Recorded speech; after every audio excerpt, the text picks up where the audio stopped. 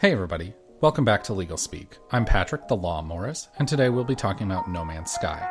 I'm well aware that everyone and their brother are talking about this game right now, and that people have spoken at length about the disaster of the launch and the discrepancy between what Sean Murray promised versus what was delivered in the summer of 2016.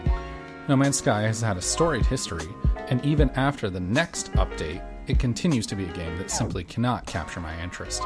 What is worth talking about is not what the game was, or what the game is, but what the game could be. No Man's Sky has found itself in a unique position to become the ultimate MMORPG, and with just a few fundamental changes to the progression system and what is already in place, Hello Games could find themselves having made one particular fanbase's dream game. In a nutshell, No Man's Sky needs to become Star Trek. What makes Star Trek great isn't the action, but the adventure. Star Trek is a series that is centered around venturing out into the unknown and the romance of the idea that literally anything can happen. A small community packed into a state-of-the-art vessel, embarking together on a journey with limitless potential to explore and report back for the good of humanity. No Man's Sky focuses entirely on adventure and exploration, but lacks a single unifying goal. Fan bases have proven again and again that when given the opportunity, they are eager to form a community. While the community around No Man's Sky is no slouch, it could be so much more. Hello Games has created an entire universe for players to explore, and given enough time and commitment, the natural progression of the community would lead to a centralized capital of sorts for the entire community to gather at, a type of rally point, if you will.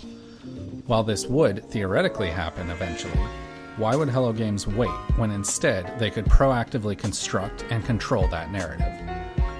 Executing on multiple concepts that have yet to be fully realized and combining them all into one massive experience could help No Man's Sky achieve longevity, the likes of which haven't been seen in a new game since World of Warcraft. Creating a centralized hub where players can go to meet other players, retrieve, turn in, and embark on missions, and congregate to share information as they chart the galaxy together is an absolute necessity, and something that I fully anticipate will be added to No Man's Sky in a future update. The centralized hub world, or capital, would provide players with drive and the underlying goal that No Man's Sky is currently lacking.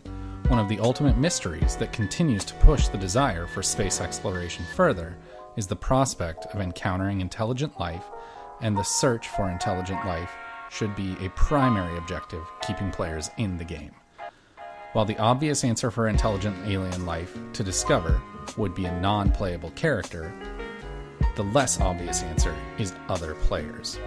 After the update rolls out, the player would be informed of the new capital, and it would be explained what can be done there. What the game wouldn't tell the player is that after the update, the player base was split into 3 groups, and each group has their own capital planet in different parts of the galaxy, from which they build out as they chart the galaxy, blissfully unaware of the other groups doing the same things light years away. If Hello Games were able to create multiple planets in different parts of the galaxy that players could discuss on the internet and at the water cooler, without realizing that they were talking about different places altogether, they would be able to simulate first contact in a revolutionary way. But the job isn't done yet. After giving the player base something to do, the game still needs to be more fun than pointing a multi-tool at rocks and pulling the trigger. No Man's Sky could borrow concepts from games like Sea of Thieves, Star Trek Bridge Crew, and Guns of Icarus to allow players to take on more specialized roles that all come together to create a more immersive experience.